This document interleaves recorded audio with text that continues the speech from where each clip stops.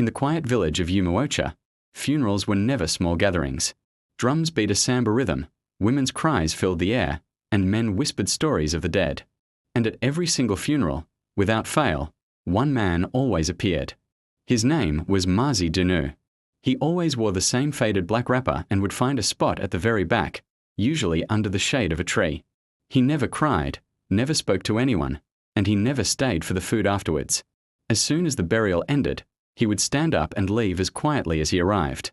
The villagers noticed, of course. They would whisper among themselves. Some said death followed him, while others just wondered, why does he attend every single burial? No one had an answer. One afternoon, after another burial, a curious young boy named Chibuzo decided to follow him. Mazi Dunu walked past the farms, beyond the stream, and down a hidden bush path that Chibuzo had never seen before. There, tucked away, stood a small, broken mud house. The boy peeked inside and saw something strange.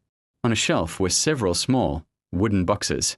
Each one was carefully carved with a name, names of people from the village who had passed away.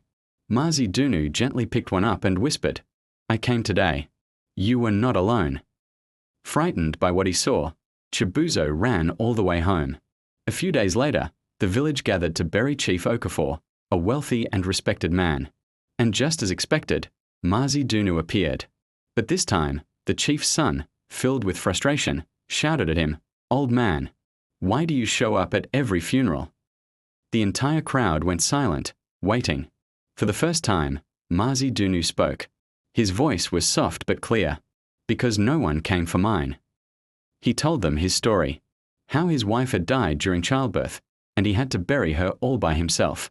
He shared the heartbreak of losing his twin sons to a fever years later, and how once again, no one came. "I promised myself that day," he said, his voice heavy with emotion, "that no one in this village would ever be buried alone again." From that moment on, everything in Umuocha changed. People no longer avoided Mazi Dunu. Instead, they began to sit beside him at funerals.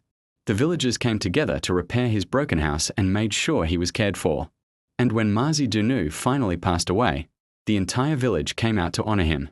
On his grave, they carved a simple message: "He remembered us, so we would not be forgotten." It's a powerful reminder that sometimes, the people who show up the most are the very ones who were once left all alone.